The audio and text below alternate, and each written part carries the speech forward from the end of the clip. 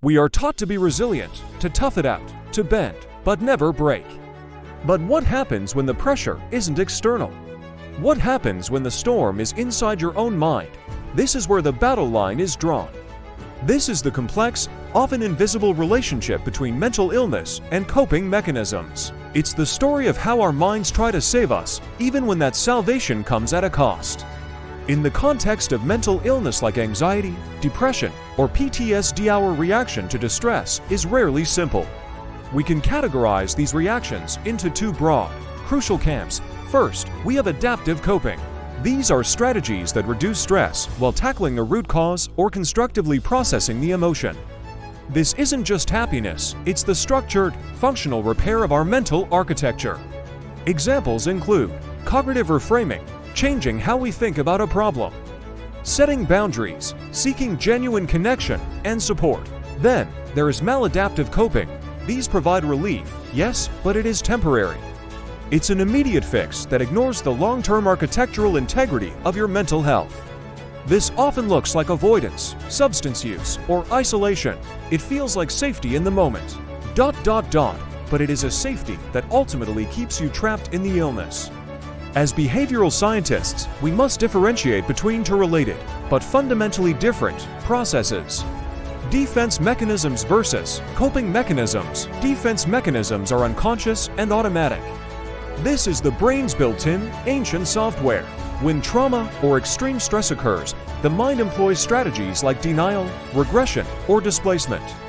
It's the brain's default armor, and you are rarely aware you are putting it on. Coping mechanisms, by contrast, are conscious and purposeful choices. This is the strategic toolbox you actively select. You choose to go for a run to manage stress, or you choose to disengage socially. The profound danger of mental illness is when adaptive coping becomes a habitual, unconscious defense. When choosing not to go out is no longer a strategic choice to manage anxiety, but becomes your baseline defense against the world. There is a term that challenges the standard definition of unhealthy. We call it coping ugly. It's when a behavior that is medically maladaptive, like complete isolation or intense suppression, serves a raw, immediate survival function. For someone in the middle of a manic episode or a devastating depressive crash, ugly coping might be the only mechanism keeping them anchored to reality. Modern, compassionate therapy isn't about shaming these behaviors. It is about replacing them with sustainable, adaptive tools, one step at a time. The key to recovery isn't just reducing the symptoms of mental illness. It's rebuilding your capacity to navigate them. It is the transition from a default system of unconscious defense to a conscious, empowered system of adaptive coping. This is where evidence-based interventions like cognitive behavioral therapy, CBT, and dialectical behavior therapy, DBT, succeed.